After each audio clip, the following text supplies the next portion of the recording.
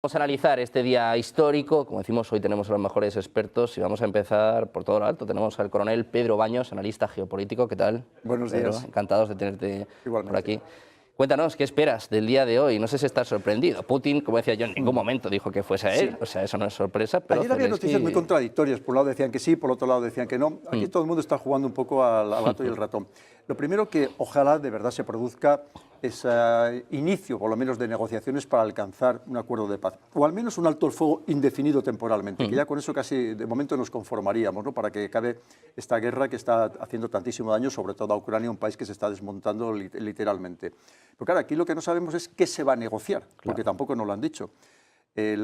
Había unos rumores, que además los había difundido la administración Trump, sobre cuáles podrían ser los principios de acuerdo, pero inmediatamente el señor Zelensky dijo que aquello no le interesaba en absoluto, que no lo iba a aceptar. Hay que tener en cuenta que también el señor Zelensky se está jugando su vida en el sentido de que hay ultranacionalistas ucranianos, tanto civiles como militares, que ya le han avisado que en cuanto negocie lo más mínimo con Rusia, obviamente pues van a ir contra él, por así decirlo, ¿no? Hay que tener en cuenta que después de 3 años lo cierto es que desde el punto de vista militar no ha conseguido prácticamente nada Ucrania, al contrario, ha ido perdiendo territorio, ¿no? Con grandísimas pérdidas también por parte de Rusia, pero ha ido perdiendo territorio. En aquel principio de negociaciones nos decían, o Donald Trump decía, que lo que iba a exigir era que Rusia se quedara, evidentemente, lo primero con Crimea, incluso con todo el Donbass, con Donetsk y Lugansk, y probablemente con partes muy importantes de Zaporilla y Jersón. Evidentemente, el señor Zelensky decía que aquello no lo aceptaba porque él quería que recuperar todo su territorio. Pero es muy curioso porque cuando llegan a un acuerdo recientemente Zelensky y Trump, esto que la administración estadounidense se ha quedado con buena parte de los recursos ucranianos, en ningún momento se mencionó la integridad territorial, en ningún momento. Tampoco se habló de la OTAN, ni siquiera de manera indefinida, pero es decir, que se podría incorporar con el paso de los años, no se habló para nada de la OTAN, sí se habló de la incorporación de la Unión Europea, pero llamó mucho la atención que en ningún momento se garantizara la integridad territorial de Ucrania, ni tampoco el señor Zelensky, pues aparentemente lo hubiera solicitado, lo hubiera exigido, ¿no? Que hubiera sido el momento para hacerlo. Entonces, y también hay otro tema muy interesante, ¿por qué en Turquía? Turquía, recordemos, es un país de la OTAN, pero que juega también a varias barajas, con varias barajas, porque lo mismo está próximo a Rusia cuando le interesa, por temas energéticos, o por temas comerciales, o por temas armamentísticos, pero es cierto que también es un país muy importante de la OTAN. De hecho, si quitamos el tema del armamento nuclear, es el segundo ejército más grande hoy por hoy de toda la OTAN, ¿no? Con lo cual, y vemos que además esta no es la primera vez que se producen este tipo de negociaciones en Turquía. Y lo que sí llama también poderosamente la atención, y que creo que es un punto importante a reseñar, ¿dónde está Europa? ¿Dónde está la Unión Europea? Porque recordemos que en reuniones parecidas en Turquía, no hace muchos años, allí estaba Europa. Estaba la señora Merkel, y en muchos casos también en reuniones con Vladimir Putin, estaba la señora Merkel, que además se entendían muy bien los dos, o estaba también el presidente de turno de Francia. Ahora mismo la Unión Europea vemos que está absolutamente desaparecida, como ya claramente se ejemplificó bien claro lo que pasó en Roma recientemente, como Donald Trump expulsa a Macron de aquella reunión que iba a haber a 3 y le expulsa porque no quiere que esté presente. Porque en realidad ahí no expulsó a Macron ni a Francia, expulsó a la Unión Europea. Para que veamos que a pesar de todo el significado que tiene esta guerra de Ucrania para el conjunto de Europa, también para la Unión Europea en concreto, con todo el tema de las sanciones, que al final vemos que también ha habido una gran falsa al respecto, porque hablaba José Bittner con mucha razón de que decía que Donald Trump impondría sanciones de hasta el 500% a los países que compraran a Rusia petróleo, gas y uranio. Pero resulta que es lo que hemos estado comprando la Unión Europea hasta ahora, que decimos que a ver si dejamos de comprar, ahora dice la Comisión Europea que a ver si dejamos de comprar a Rusia gas, petróleo y uranio, es decir, que nos va a imponer también más sanciones a la Unión Europea, porque esa es la realidad. Y muchas veces cuando hemos hablado, estaba también hablando José Bittner, de que lo compraba China o India, no olvidemos que a través de India nosotros hemos seguido comprando recursos rusos de una manera también absolutamente hipócrita. Estabas hablando, Pedro, de otros acuerdos en Estambul, de otras reuniones en Estambul. Claro, esos acuerdos no fructificaron, sabemos lo que hizo Boris Johnson también en su día para torpedear un poco estas negociaciones, no solo Boris Johnson, muchos líderes europeos. ¿Qué ha podido aprender Putin de los anteriores acuerdos y también cómo puede afectar a estas negociaciones? Porque claro, estabas hablando de Zelensky, ¿no?, que va a tener que rendir cuentas en el caso de que ceda sus territorios, bueno, en el caso de que se reconozca internacionalmente, no solo Crimea, como decías también, bueno, Zaporilla, Jersón, Lugansk.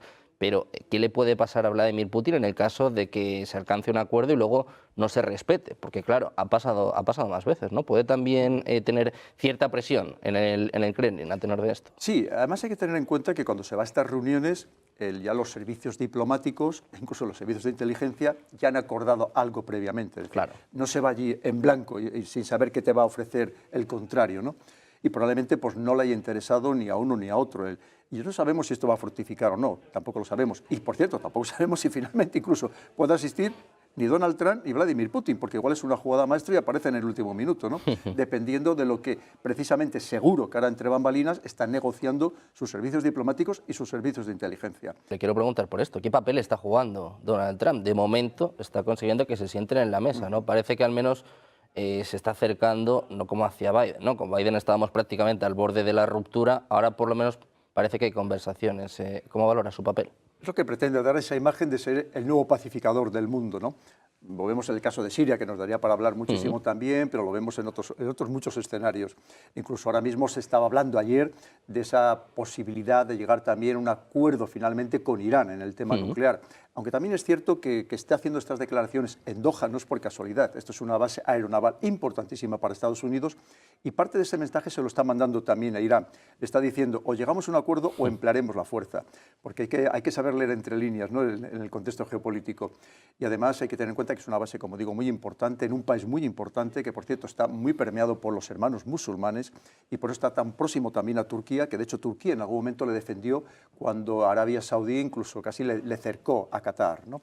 Es decir, podríamos hablar de muchísimos temas que son muy interesantes, pero es verdad que al final lo que busca Donald Trump sobre todo son negocios. Y además estamos aquí en negocios televisión y más claro que eso imposible.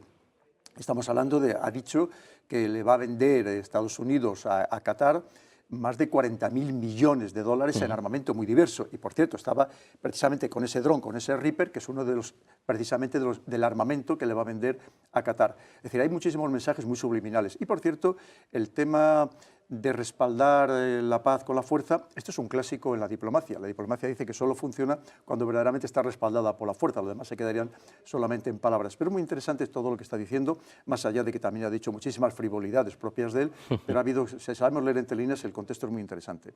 Bueno, pues Donald Trump, que sin duda es uno de los protagonistas de este conflicto, de estas conversaciones. Hablabas antes del papel que está jugando Europa, hablabas de cómo otras veces sí que estaba en la mesa. Hemos visto bueno, las reuniones de este fin de semana en Kiev de Macron, Starmer, de Merz, que también está bueno, dando un giro bastante importante, ¿no? En lo que es la política exterior de Alemania. Te quiero preguntar por esto, por esta coalición de los dispuestos, ¿no? Así se llaman. Hablaban incluso de enviar tropas a Ucrania y de qué papel están jugando en estas conversaciones. ¿Europa está ayudando o al contrario está torpedeando las negociaciones? Lo cierto es que son dos conversaciones o dos negociaciones que van por rutas diferentes. Por un lado, la que está marcando la pauta a Estados Unidos, y otro lo que pretende hacer Europa, que vemos que en realidad sirve para bastante poco. Y además llama mucho la atención que efectivamente dentro de esos 4 países estaba Polonia. Sí.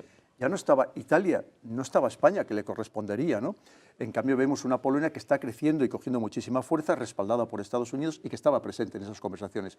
Y llama también mucho la atención de un Reino Unido que no está en la Unión Europea, pero que cada vez quiere tener más presencia y más influencia en el contexto europeo, ¿no? En el continente europeo, más allá del que está en una isla. Y todo eso también llama poderosamente la atención. Pero vemos que al final todo eso queda más bien en un gesto que otra cosa. Por cierto, Alemania ayer anunció, su nuevo canciller, Merz, anunció que quiere convertirse en el ejército más poderoso de toda Europa. Esto nos empieza a preocupar mucho porque ¿para qué quiere ese ejército tan poderoso Alemania? A ver si vamos a empezar otra vez a recorridos históricos que no nos gustaría volver a recorrer. ¿Qué está pasando con el eje franco-alemán? Ya que hablábamos de Merz, que por cierto está pensando enviar los misiles Taurus, algo a lo que Scholz se negó desde el principio. ¿Qué está pasando con el eje franco-alemán? Porque hablamos de Merz porque es nuevo, pero Macron también lleva mucho tiempo pues, intentando coger la bandera del liderazgo europeo, ahora compartida con Starmer, eso sí. Y de hecho Macron está ofreciendo, tanto a Alemania como a Polonia, que si es necesario les protegerá con su escudo nuclear. Eso también es una pequeña trampa, porque lo está diciendo, no se os vaya a ocurrir a vosotros también tener armamento nuclear, ya lo tengo yo, no quiero que lo tengáis nadie más, y si es preciso ya os protegería yo, que esto ya sabemos que normalmente queda en agua de borrajas, ¿no? Macron lo lleva intentando desde el primer momento, con distintos formatos, pero lo lleva intentando ser el que marque la pauta en Europa. Lo que pasa es que lo tiene muy complicado, entre otras cosas porque hay otros países, como es el caso de Polonia, que no quieren que sea Francia la que siga marcando la pauta, y lo tiene muy complicado, y además tiene una contestación interna también muy significativa, y lo estamos viendo sucediendo pues, con todo lo que está pasando en el ámbito político. Bueno, de momento Marine Le Pen va a tener que esperar también, bueno, da cuenta de cómo está la situación. Precisamente, te quiero preguntar por esto, por Le Pen, lo que ha pasado en las elecciones en Rumanía, lo que está pasando con AfD, ¿qué está pasando en Europa? ¿Es preocupante esta deriva? Sí, absolutamente, porque desde luego no tiene nada que ver con la democracia. Se supone que el pueblo es soberano y el pueblo es el que tiene que elegir a sus gobernantes. Es cierto que aquí, fíjate, en la Europa occidental somos mucho más condescendientes y parece que cuanto más estamos bajando, como es el caso de España, todavía mucho más, pero si vemos una Europa de la llamada del Este, que es mucho más contestataria, que no quiere que se le imponga nada. Hablamos del caso de Rumanía, como ha vuelto a haber otras elecciones y vemos como más del 40% de los votantes rumanos ha sacado a Simión, que es decir, que es la continuación, por así decirlo, de Georgescu, es decir, que no se han contentado con lo que les quería marcar Europa, ni muchísimo menos. Aquí parece que somos, una vez más, mucho más condescendientes. Pero es que si vamos, por ejemplo, a países como Hungría, todas las declaraciones, si seguimos todo lo que está diciendo literalmente todos los días en Twitter, en X, el Víctor Orbán, es cada vez más soberanista y cada vez más enfrentado con una Unión Europea a la que acusa de todo, que nos está encareciendo la energía, que de verdad no está satisfaciendo las necesidades de los ciudadanos, al contrario, que está muy desprendida de la realidad de los ciudadanos y por lo tanto vemos que hay una Europa del Este que cada vez más contestataria, que no quiere aceptar a cualquier precio todas las directrices que provengan de Bruselas. Bueno, pues un momento complicado para Europa que no está en la mesa de negociaciones y que veremos si sigue por esta deriva o no. Coronel, muchísimas gracias por estar con nosotros. Cuando queráis, a vuestra disposición. Un placer, muchas gracias. Muy buen día.